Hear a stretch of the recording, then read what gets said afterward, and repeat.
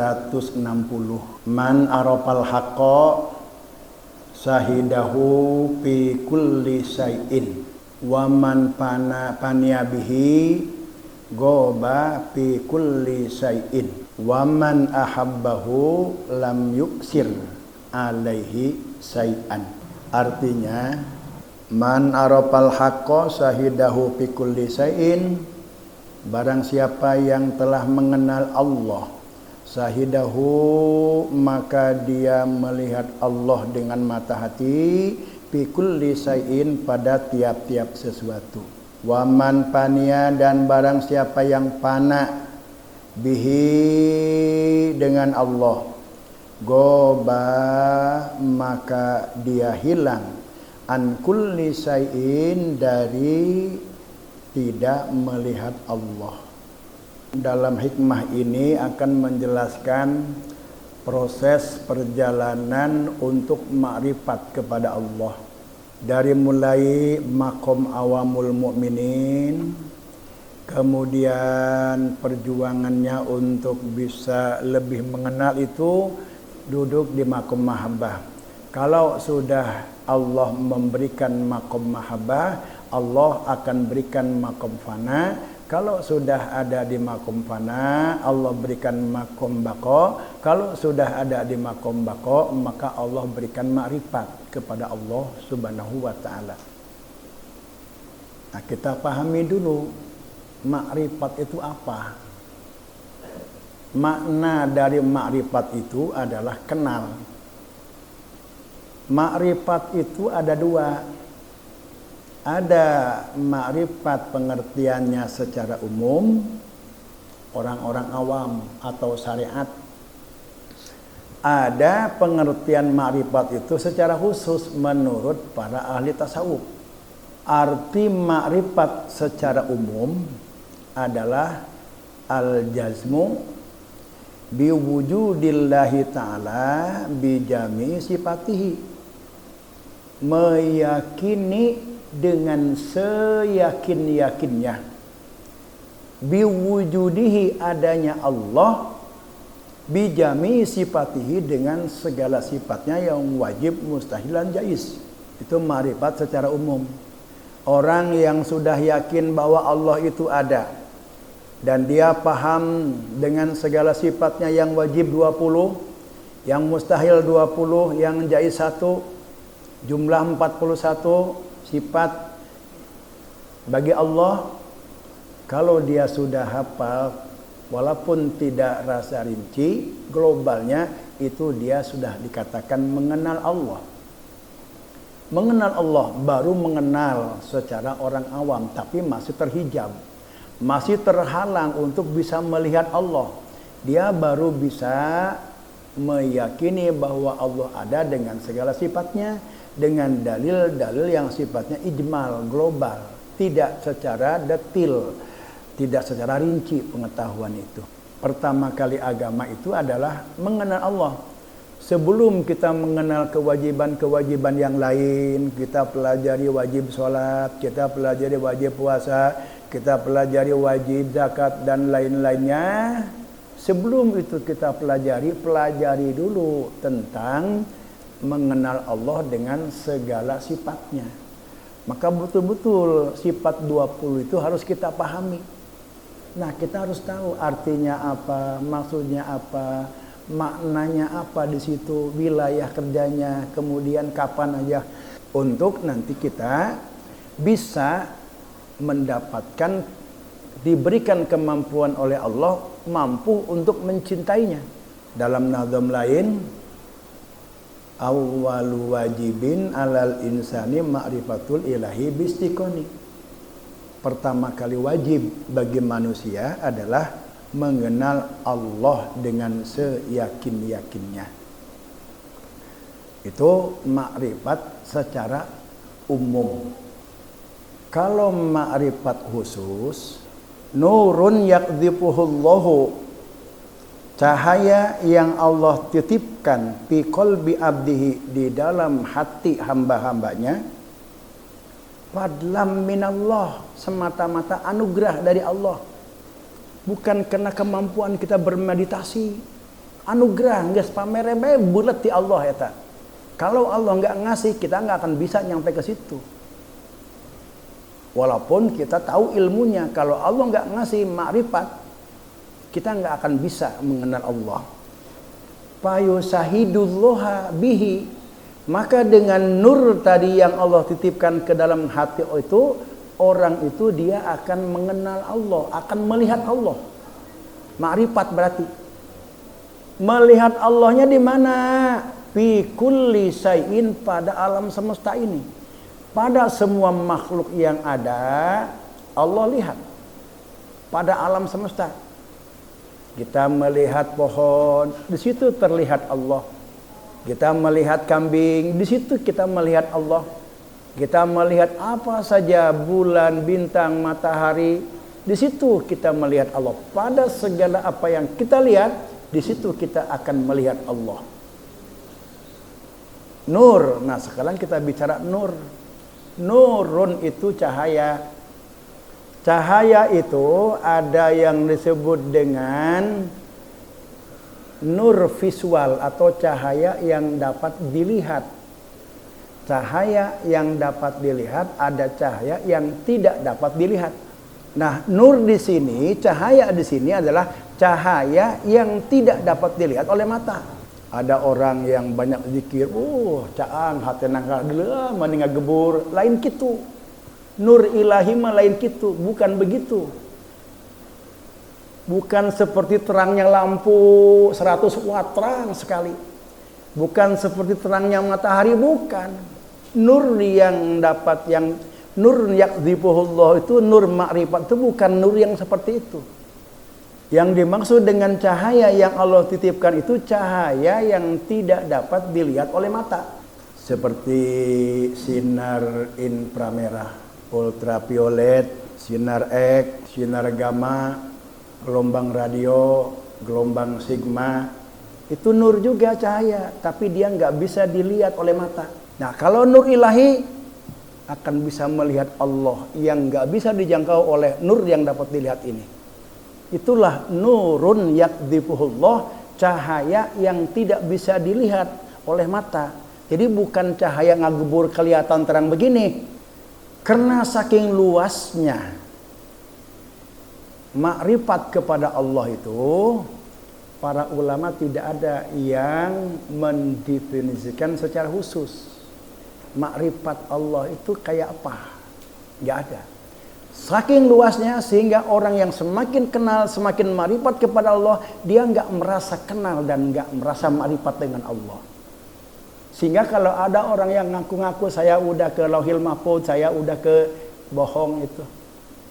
Saya udah kenal Allah. Orang yang ngaku-ngaku diri sudah kenal dengan Allah, sudah dekat dengan Allah, itu orang yang masih jauh dengan Allah dan orang yang belum dekat dengan Allah. Semakin dekat dengan Allah, dia enggak merasa kedekatan dengan Allah. Karena dekatnya Allah itu enggak berjarak, enggak berukuran. Semakin dia mengenal Allah, dia merasa enggak mengenal Allah. Karena begitu luasnya makrifatullah itu. Sama dengan saya katakan tadi, ilmu Allah itu luas, sehingga semakin orang berilmu, dia semakin bodoh. Maka belajar lagi-lagi, kita belajar ini bukan belajar pintar, tapi belajar kotor. Semakin banyak ilmu yang kita miliki, semakin banyak ilmu yang kita pelajari, kita semakin sadar bahwa kita orang yang semakin bodoh. Kalau kita belajar terus, merasa diri pintar, sebetulnya itu orang yang goblok, orang yang bodoh itu. Orang yang nggak pintar kalau dia merasa tahu, merasa pintar. Justru orang yang semakin pintar, dia semakin banyak pengetahuan yang dia nggak tahu, dia semakin merasa bodoh dia. Dia zikir kepada Allah, semakin merasa jauh mengenal Allah itu. Betapa luasnya makrifat kepada Allah, betapa luasnya mengenal Allah itu. Nah, kalau kita akan diberikan makrifat oleh Allah, biasanya Allah itu memutuskan hubungan orang yang dikehendaki akan diberikan makrifat kepada Allah, itu biasanya Allah putuskan dia berhubungan dengan makhluk. Bagaimana Allah memutuskan dia berhubungan dengan makhluk? orang itu tidak simpati dengan dia. Yang tadinya orang itu simpati menjadi enggak simpati. Yang tadinya orang itu sayang mendukung jadi memusuhi. Kalau kita di dalam kita berzikir mengenal Allah, ingin makrifat kepada Allah, kita berzikir, orang semakin benci sama kita. Apa-apaan itu berzikir kencang-kencang amat, Allah mah enggak tuli. Masa sih berzikir kencang-kencang begitu? Udah diam aja bukan nama zikir. Terus banyak orang yang gak suka, banyak orang yang menghina, banyak orang yang merendahkan, banyak orang yang tidak menghargai. Itulah cara Allah untuk memberikan salah satu ciri orang yang akan diberikan Allah ma'rifat itu, Allah putuskan hubungan dia dengan makhluk dengan cara Allah tidak, dengan cara didatangkan orang-orang sekelilingnya itu membenci, tidak menyetujui, memusuhi, tidak simpati dan tidak membantu. Allah itu sedang mendidik kita supaya kita tidak bergantung, berfokus kepada makhluk, supaya kita kepada Allah saja.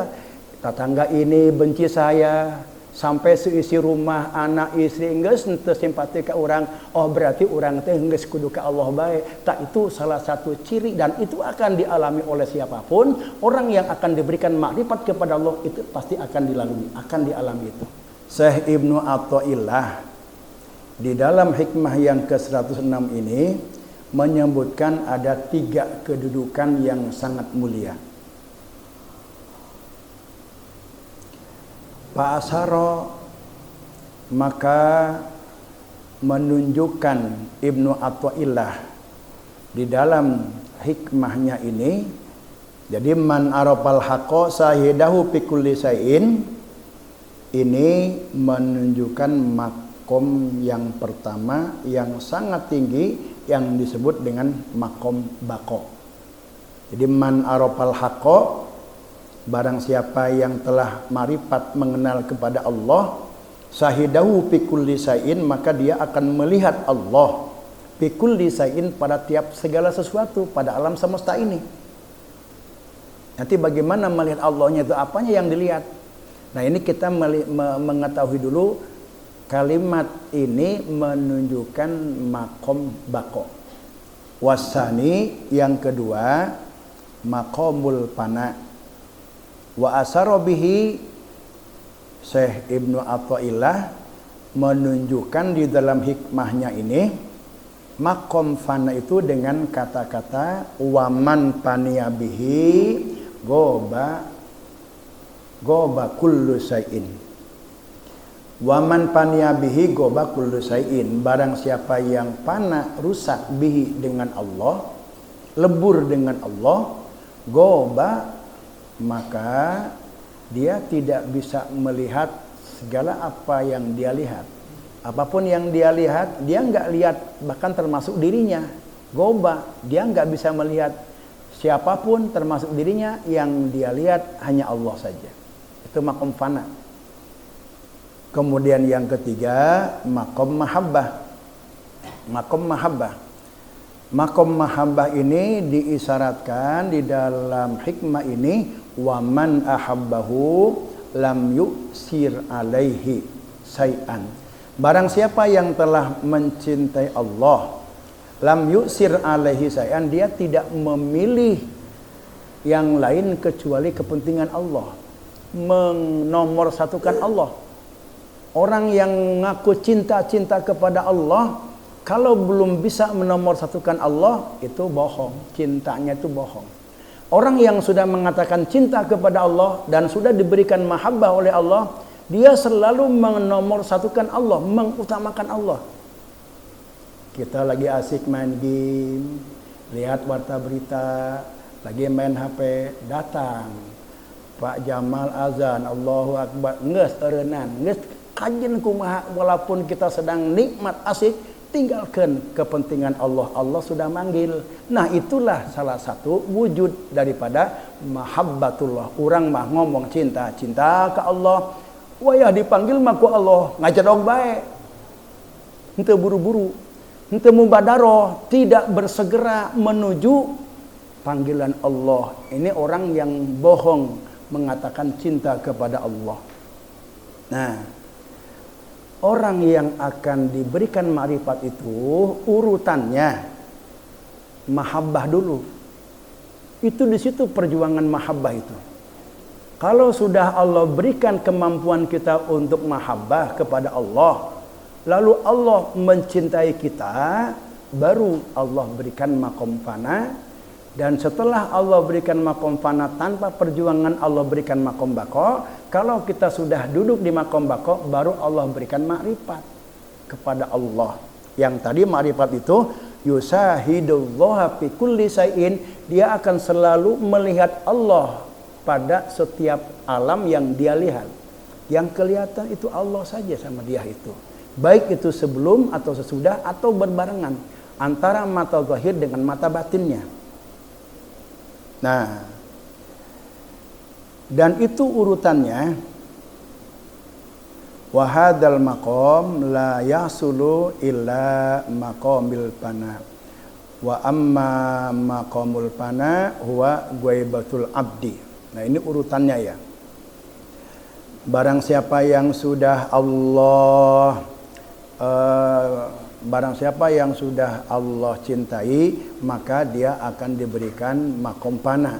Kalau barang siapa yang sudah Allah berikan makom fana, maka dia akan diberikan makom bako. Kalau sudah Allah berikan makom bako, maka Allah akan memberikan ma'rifat yang tadi nurun yaqdhifuhullahu fi qalbi abdihi fayusahidullah. Jadi kalau udah musyahadah itu udah bagian hakikat musyahadah, kemudian marifat, itu adalah makom hakikat, bagian hakikat itu. Nah, sekarang kita bagaimana untuk mencintai Allah? Kan kita sering berbicara ilahi anta maksudi warido kamadlubi a'tini mahabbataka wa ma'rifataka. Ya Allah, berikanlah aku kemampuan untuk mencintaimu, wa ma'rifataka, dan berikan aku kemampuan untuk mengenal engkau. Nah, sekarang kita dari awal dulu berbicara soal cinta nih, untuk membangkitkan cintanya dia kepada Allah. Kata Imam Ghazali, cinta itu annal hubba kana tabi'an lil idraki wal ma'rifah. Cinta itu bersumber kepada pengetahuan, pengenalan, dan ilmu. Cinta itu diawali dengan kenal dulu, diawali dengan tahu dulu. Maka ada satu istilah, tak kenal maka tak sayang, tak kenal maka tidak cinta. Bagaimana kita akan mencintai sesuatu yang kita nggak kenal? Untuk kita bisa mencintai itu kita kenali dulu. Bagaimana mengenali Allah? Untuk kita bisa cinta kepada Allah, ada rasa cinta kepada Allah, kenali dulu Allah. Pengenalan pertama adalah lewat apa? Bizikrillah, zikir kepada Allah Subhanahu wa taala. Zikir bukan dengan semedi kemudian menyeimbangkan alam semesta. Karena inilah yang ditunjukkan Rasulullah kepada Sayyidina Ali. Ketika Sayyidina Ali bertanya kepada Rasulullah, "Ya Rasulullah, dullani ala tariqin, tunjukkan kepadaku jalan yang paling mudah, paling dicintai, paling disukai, dan paling dekat menuju Allah." Malaikat Jibril itu mengajarkan untuk mengenal Allah itu dengan la ilaha, dengan bizikrillah. Lalu Sayyidina Ali itu bertanya, bagaimana zikir kepada Allah itu? Lalu oleh Rasulullah, gummi ainayak, berduduk berhadapan Sayyidina Ali dengan Rasulullah itu. Lalu kata Rasulullah, pejamkan matamu, ikuti apa yang aku ucapkan. Lalu qala Rasulullah sallallahu alaihi wasallam, la ilaha illallah, 3 kali. Lalu Sayyidina Ali mengikuti itu. Itulah yang disebut dengan talqin. Maka talqin ini perlu sebagai modal awal untuk mengenal Allah. Zikir ini beda dengan zikir yang dengan talqin, dengan zikir yang tidak talqin. Nah, kita mengenal Allah itu dengan jalan yang memang ada sanadnya kepada Rasulullah SAW. Bukan mengenal Allah, mencari Allah dengan meditasi yang ajarnya bersumber dari leluhur. Geus eta menjauhkeun lah anu tina leluhur mah geus. Ulah diilukeun geus. Ulah eta mah bisi urang kagolongkeun kana 72 golongan. Itu salamat. Urang mah ngilukeun bae geus anu sagolongan ahli sunnah wal jamaah sifat 20 bae heulaanan. Zikir ka Allah, teh ieu geus ditunjukkeun ku para ulama orang-orang yang sudah sampai kepada Allah. Bahkan ini adalah malaikat Jibril menyampaikan kepada Rasul, Rasul menyampaikan kepada Ali, Ali terus kepada ahli baitnya Hasan Husain, kepada para ulama, para habaib menyampaikan itu, yaitu bizikrillah, dengan zikir kepada Allah. Maka tahap pertama, kenali Allah dengan zikir. Kalau kita semakin banyak zikir, kedua, zikir itu bukan hanya dengan la ilaha illallah, ngaji pun juga zikir. Jadi di samping kita dengan zikir isbat nafi, zikir la ilaha illallah, perbanyak zikir itu, kemudian kita banyak ngaji sehingga kita mengenal Allah. Kalau kita sudah mengenal Allah, oh ternyata Allah itu luar biasa, timbullah kita cinta kepada Allah itu. Kalau kita sudah ada cinta terlihat oleh Allah, baru Allah berikan kemampuan kita untuk mencintai Allah Subhanahu wa ta'ala. Bagaimana tanda-tanda orang yang sudah Allah berikan kemampuan mencintai Allah? Kita nggak bisa mampu mencintai Allah kalau Allah nggak ngasih. Tanda-tanda orang itu dikasih kemampuan mencintai Allah, fala yazalu yu'addil faraidho. Pertama, dia terus menerus senantiasa melaksanakan yang fardu-fardu. Yang fardu-fardu itu diperhatikan sholatnya, dia pelajari rukunan, syarat rukun supaya sah sholatnya, ruku, bacaan, sujud, dia pelajari, dia bagus-bagusi itu. Bukan hanya sah, bukan hanya afdol saja. Kemudian dilaksanakan di masjid, dilaksanakan dengan berjamaah. Kita lakukan itu, dilaksanakan di angan awal waktu. Utamakan dulu, perbaiki. Kita semangat melaksanakan yang wajib-wajib dulu. Puasa yang wajib, bagaimana puasa yang benar. Kemudian haji, bagaimana haji yang benar dan lain-lainnya.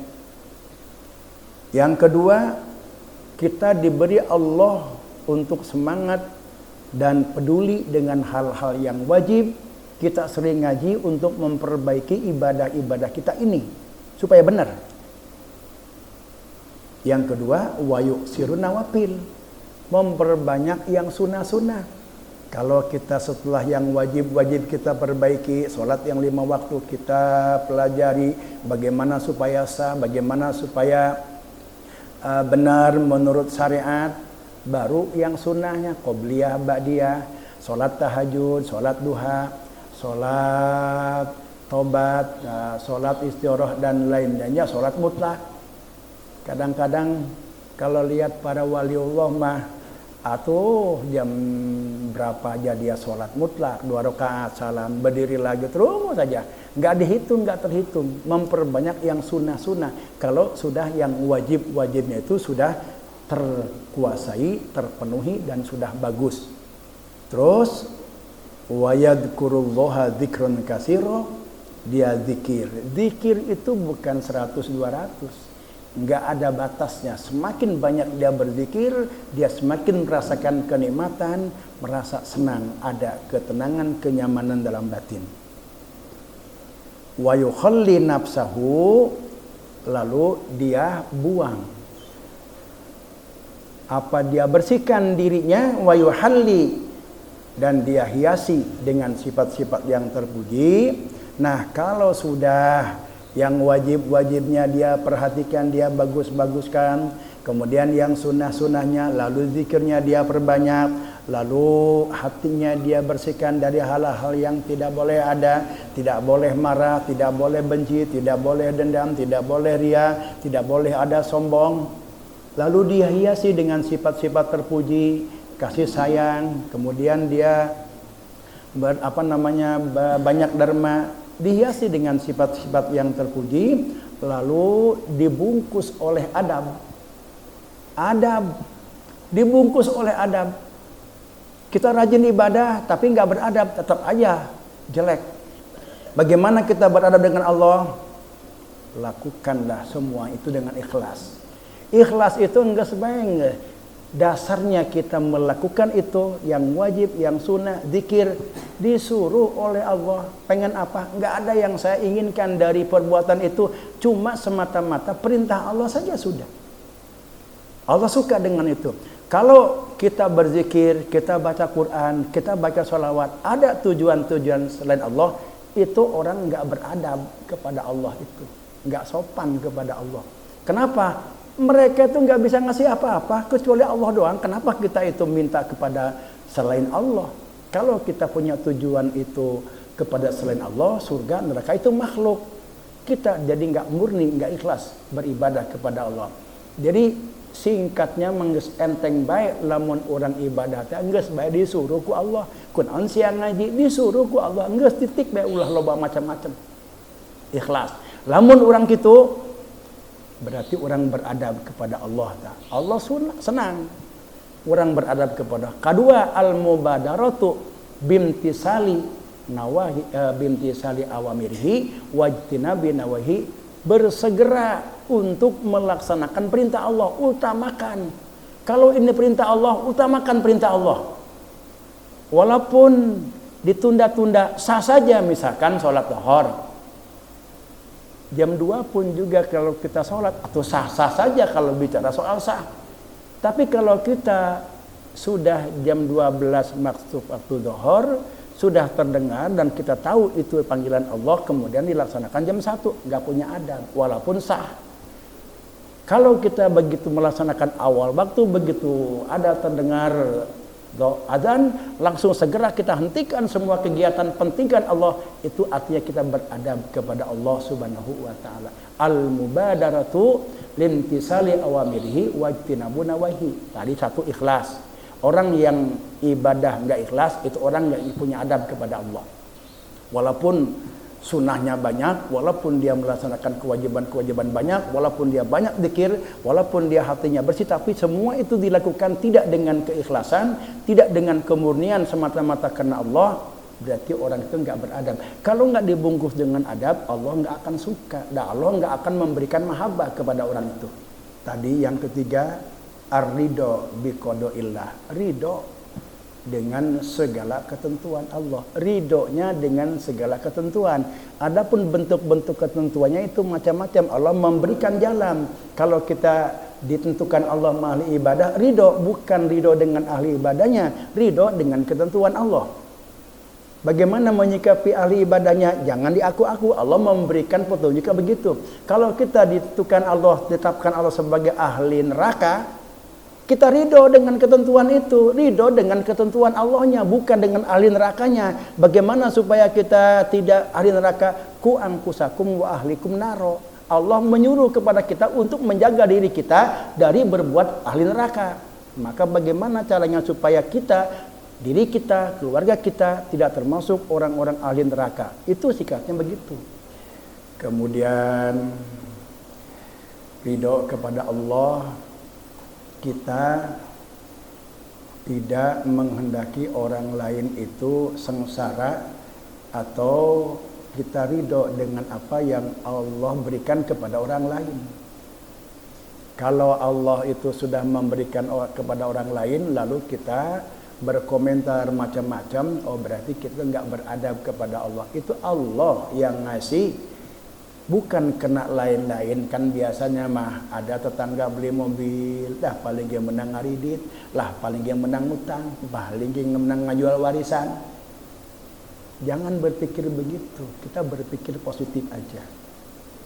Nah, kalau sudah yang wajib, yang sunnah, kemudian zikir, hati kita bersihkan, kemudian kita hiasi, lalu dibungkus dengan sifat ridho, adab kepada Allah, baru hatta ahabbahullahu hubban. Allah berikan cintanya kepada orang yang sudah mampu mencintainya. Jadi langkahnya apa tadi? Untuk menimbulkan cinta kita kepada Allah, perbanyak zikir, perbanyak ilmu. Untuk apa mengenal Allah? Karena kalau tak kenal maka tak sayang, kalau tak kenal maka tak cinta. Gak mungkin orang itu akan melaksanakan segala perintah kalau nggak tahu siapa yang merintah. Tapi kalau kita sudah kenal, oh ini yang merintah, yang maha agung, yang maha tahu, yang maha perkasa, berarti ini perintah Allah, kita mau melaksanakannya. Kenali dulu Allah. Kalau sudah kita paham, sudah kenal Allah, timbul cinta kepada Allah. Kalau kita sudah Allah nilai cinta kepada Allah, Allah berikan kemampuan kita untuk mencintainya.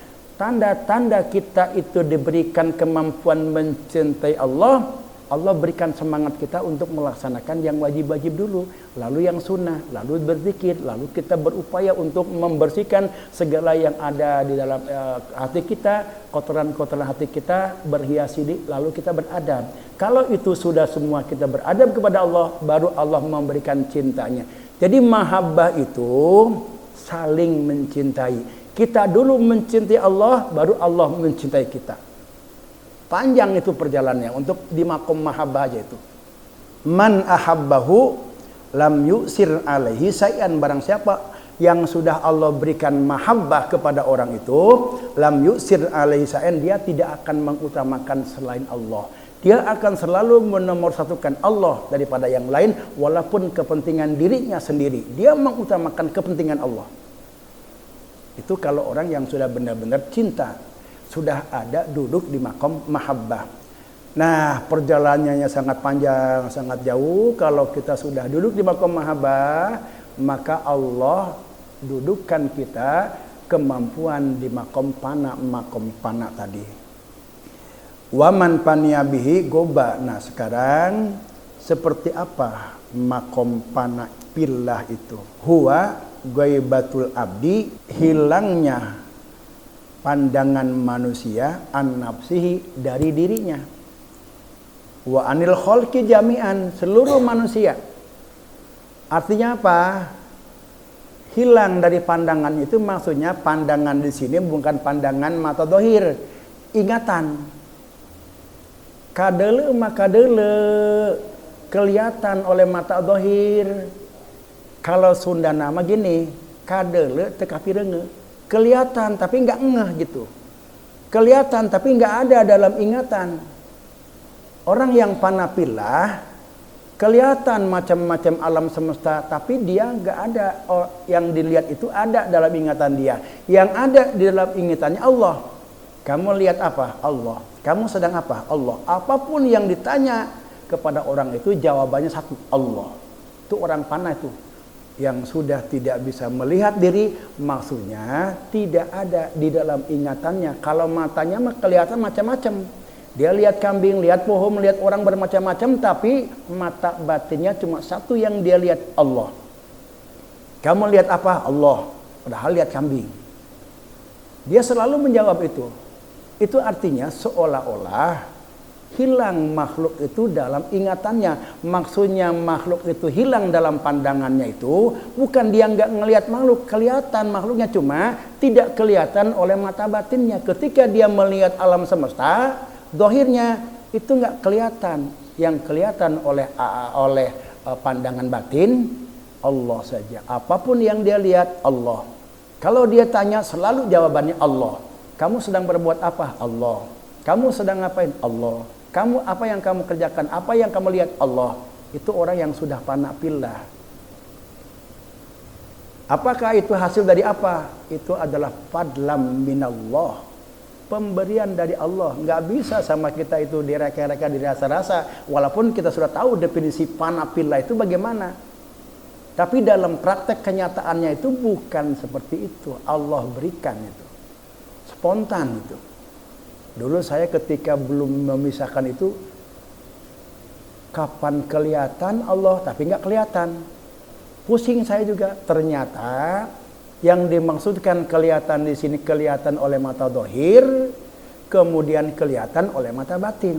Kelihatan oleh mata batin itu ada dalam ingatan. Jadi ke bahasa Sunda mah kadele tekapi renge. Itu fana fillah itu kayak begitu. Ternyata saya juga diskusi dengan Pak Ustaz Ahmad. Oh ya, berarti kaharti lah. Kemudian yang ketiga, makom bako. Apa yang disebut makan makom bako? Wahadal makom ma ru'aitu say'an illa ru'aitullaha ma'ah. Makom bako ini antara penglihatan zahir dengan penglihatan batin terjadi berbarengan, kadang terjadi setelah dan kadang terjadi sebelum. Yang terjadi berbarengan, dia ngelihat kambing, mata zahirnya melihat kambing, lalu mata batinnya ingat Allah. Apapun yang dia lihat oleh mata zahirnya, mata batinnya ingat Allah. Apapun. Jadi bako pila itu kelihatan, makhluknya itu kelihatan, tapi mata batinnya dia melihat Allah Subhanahu wa taala. Makom bako itu. Bako filah. Kalau panama teka pirenge. Yang ada hanya Allah dalam ingatannya itu. Dia sehingga tidak melihat, seolah-olah nggak melihat dirinya, nggak melihat makhluk yang ada di dalam ingatan batinnya itu adalah Allah, itu pana. Kalau makam bako mah berbarengan, matanya dia melihat apapun yang dia lihat, langsung mata batinnya ingatannya itu ingat Allah. Lihat apa saja, lihat bulan, Allah. Lihat matahari, langsung ingatan batinnya Allah. Itu makom bako. Kelihatan makhluknya dan spontan saat itu juga berbarengan mata batinnya ingat kepada Allah. Atau makom ma ru'aitu say'an illa ru'aitullaha ba'dahu. Saya tidak melihat sesuatu kecuali setelahnya melihat Allah. Dia lihat kambing. Kambing dulu yang dia lihat. Lalu mata batinnya ingat kepada Allah. Oh, itu ciptaan Allah. Oh, itu kudrat irat Allah. Lihat matahari, lihat bulan, lihat bintang. Kelihatan matahari, bulan, bintang. Lalu ingatan dalam batinnya Allah yang menciptakan. Tidak ada yang bisa menciptakan itu kecuali Allah. Nah, itu makom bako dalam makom maru'aitu say'an illa ru'aitullaha ba'dah. Ada makom maru'aitu say'an illa ru'aitullaha qablah. Sebelum dia melihat alam semesta, dia sudah melihat Allah dulu mata batinnya. Karena dia sudah mengkondisikan bahwa tidak ada yang bisa menciptakan kecuali Allah. Semua alam semesta ini yang menciptakan Allah. Mata batinnya dia ingat kepada Allah dulu, begitu dia lihat kambing. Mata batinnya terlebih dahulu berpikiran bahwa apapun yang ada di alam semesta ini adalah ciptaan Allah. Sehingga mata batinnya melihat Allah, lalu mata zahirnya, oh kambing itu ciptaannya. Awalnya langsung dia ingat Allah dalam ingatannya, lalu dia ingat melihat mata zahirnya, oh itu pohon kelapa ciptaannya, oh itu manusia ciptaannya. Ada manusia yang bagus, ada manusia yang menyakitkan, ada manusia yang akhlaknya baik, yang akhlaknya bagus. Itu adalah ciptaan Allah. Dia mengingat Allah itu sebelum melihat itu. Jadi ada 3 posisi makom bako. Ada dia ingat Allah dulu baru dia bisa melihat makhluk.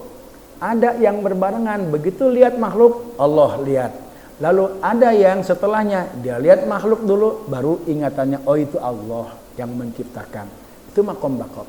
Kalau sudah kita duduk di makom bako, baru Allah berikan makrifat mengenal kepada Allah Subhanahu wa ta'ala yang tidak bisa diukur. Semakin kenal dengan Allah, dia semakin merasa tidak mengenal Allah. Kalau kita merasa mengenal Allah, kalau kita merasa dekat dengan Allah, kita rajin ibadah, rajin berzikir, merasa pangdeketna dengan Allah, sebenarnya itu orang yang masih jauh dengan Allah Subhanahu wa taala. Karena orang yang semakin banyak marifat kepada Allah, dia semakin merasa tidak mengenal Allah.